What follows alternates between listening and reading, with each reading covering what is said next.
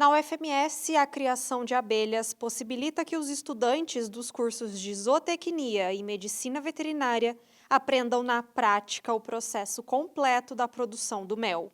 Nossa equipe foi até a Fazenda Escola para conhecer o setor de apicultura. Quando a gente chega num apiário, primeiro a gente veste a nossa roupa de segurança, o EPI, né? Confere se ele está bem fechado, bem vedado, para evitar qualquer risco de acidente. E depois, quando a gente vai fazer o manejo de uma colônia, a gente primeiro olha em volta. Caso tenha uma cobertura, a gente confere se não tem nenhum animal próximo da colônia para não oferecer nenhum risco de acidente.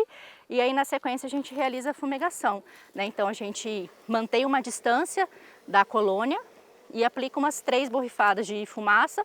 Como eu falei para vocês, essa fumaça ela precisa ser de um material de combustão de qualidade, então precisa ser um material que proporcione uma fumaça branca, fria e que não seja tóxica para as abelhas. Então, maravalha de madeira não tratada, folha de eucalipto, bagaço de cana, casca de arroz, a gente tem várias opções. O importante é que a fumaça seja fria, branca e que não seja tóxica para as abelhas. As operárias são as abelhas que realizam todos os trabalhos da colônia. Então, as operárias são as abelhas que vão realizar a parte de construção de favos, né, construção de favos de cera, de limpeza, de busca de alimentos, de alimentação das larvas e da rainha. Então, as operárias elas possuem as corbículas, né, no par de patas, que possibilita para elas a busca do pólen. Então, elas que realizam todos os trabalhos da colônia. Só tem uma rainha e a rainha é a mãe de todas as abelhas. Então, ela que é a responsável pela postura e por manter a coesão do enxame. A rainha libera vários feromônios que vão manter as abelhas unidas e organizadas para que elas realizem o trabalho delas. E os zangões, eles têm função reprodutiva, né? Eles vão fecundar a rainha, né? Que no caso, a rainha vai, depois que ela emergir como inseto adulto, após alguns dias dela ser alimentada, ela vai fazer o voo nupcial, então ela vai voar, vai para a copa das árvores, para cima da copa das árvores, e ela vai ser fecundada por até 15 a 20 zangões. E aí esses zangões, após fazerem a fecundação da rainha, vão morrer. E aí essa rainha vai voltar do voo nupcial, vai entrar novamente na colônia e depois ela não vai sair mais. Então ela é fecundada apenas uma vez por essa quantidade de zangões, até completar a espermateca, que é o órgão onde ela armazena os sêmen dos zangões, e depois ela não vai mais ser fecundada. E aí ela vai se manter apenas dentro da colmeia, realizando esse trabalho de fazer a postura e a coesão do enxame. Na Fazenda Escola da UFMS, localizada no município de Terenos, há cerca de 18 colmeias da espécie Apis mellifera, com aproximadamente 60 mil abelhas em cada uma delas. Aqui é a área de cria, que a gente fala dessa colônia, e aqui a gente tem uma melgueira, que é onde elas depositam o mel. Então aqui em cima tem o depósito de mel delas, e a gente ainda tem um coletor de própolis aqui. Então esse sarrafo, ele é móvel, ele sai. Então a gente coloca esse sarrafo de madeira com essa fita de durex aqui por cima, porque aí a claridade vai entrar, a claridade incomoda as abelhas, aí elas vão propolizar essa fresta aqui desse sarrafo de madeira, e aí depois a gente pode remover esse sarrafo e retirar essa própolis e fazer a colheita, que é um dos produtos da colônia. E aqui a gente pode ver a produção delas de mel. Então a gente removendo um quadro aqui vai ver que ele está com o mel estocado.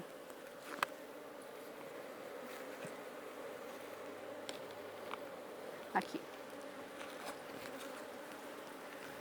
Esse aqui é um favo de mel e esse mel aqui ele já está operculado, ele tem essa tampinha de cera. Quando as abelhas terminam o processo de transformação do néctar em mel, elas colocam essa tampinha de cera para armazenar o produto, armazenar o mel e para ele se manter com qualidade dentro da colmeia, né? Então a gente pode perceber que esse lado aqui já está pronto para consumo, então esse mel ele já está com a umidade correta, né? Que por legislação é no máximo 20%, mas o ideal é que esteja em 18%, mas desse lado aqui ele ainda não está, ele está um mel aberto, né? A gente fala que é um mel que ainda não terminou o processo físico e químico de transformação, então a gente tem que aguardar elas terminarem o processo de operculação para que a gente possa realizar a colheita. Após a colheita na Fazenda Escola, os favos de mel vêm para esse local, Laboratório de Apicultura, na Faculdade de Medicina Veterinária e Zootecnia, na cidade universitária. Aqui, o mel passa por 3 importantes fases: a desoperculação, que é a retirada de tampinha de cera, a centrifugação e a decantação. Após esses processos, o mel é embalado e está pronto para o consumo. Na sequência do que a gente viu no apiário, a gente realizou a colheita do mel, então a gente seguiu todas as boas práticas de fabricação. Primeiro a gente preparou os equipamentos, lavou todos os equipamentos, lavou as vestimentas, para a gente conseguir manter a qualidade do produto, porque as abelhas produzem o mel com qualidade, a gente tem que garantir que ele chegue com qualidade à mesa das pessoas. A gente está realizando o processo de desoperculação do mel, então para a gente conseguir remover o mel dos favos, a gente precisa tirar essa tampinha de cera que as abelhas inserem, né? Aqui já está um quadro todo desoperculado, então a gente realiza essa desoperculação e aí a gente coloca na centrífuga, que é esse equipamento que vai realizar a rotação do mel.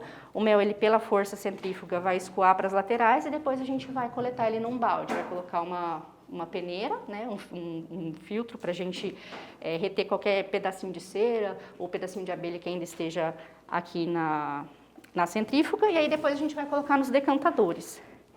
Então a gente vai fazer esse processo e colocar aqui depois nos decantadores, onde a gente vai passar pelas peneiras e aí a gente vai esperar o mel passar pelo processo de decantação, que é a última fase dele no processo de beneficiamento. Porque o mel, ele nesse processo de centrifugação, cria várias bolhas de ar no seu interior pelo movimento físico mesmo. Então a gente precisa esperar no mínimo de 3 a 5 dias para que essas bolhas de ar subam e aí a gente remove esse sobrenadante, que a gente chama, que é essa espuma que fica na superfície do mel, para que a gente depois possa envasar e o mel mantenha a sua qualidade. Todos os processos são acompanhados e realizados pelos estudantes de graduação. Nesse processo, todos saem ganhando. Os estudantes aprendem e, ao mesmo tempo, levam o conhecimento para os pequenos produtores, fortalecendo a cadeia produtiva do Estado. É importante que os acadêmicos tenham esse conhecimento para que eles consigam aplicar depois no mercado de trabalho. Então a gente envolve eles em todas as etapas para que ou eles consigam implantar o próprio apiário deles, né, que é uma atividade que tem um baixo custo inicial comparado às outras, então eles podem iniciar na atividade e além disso também os alunos podem prestar assistência técnica e orientar as pessoas, né? Hoje a gente tem um programa forte aqui no estado que é desenvolvido pelo Senar, de assistência técnica e gerencial, que já recebeu vários alunos que são egressos aqui da nossa universidade para orientar produtores rurais em como realizar a atividade da forma correta, respeitando a natureza, permitindo a melhor produtividade das abelhas e também a lucratividade do produtor. O setor tem se destacado cada vez mais no cenário regional. Dados do Serviço Nacional de Aprendizagem Rural de Mato Grosso do Sul apontam uma produção de 99 toneladas de mel nas propriedades atendidas em 2023. Para 2024, são esperadas 105 toneladas do produto, ou seja, um aumento de 5%.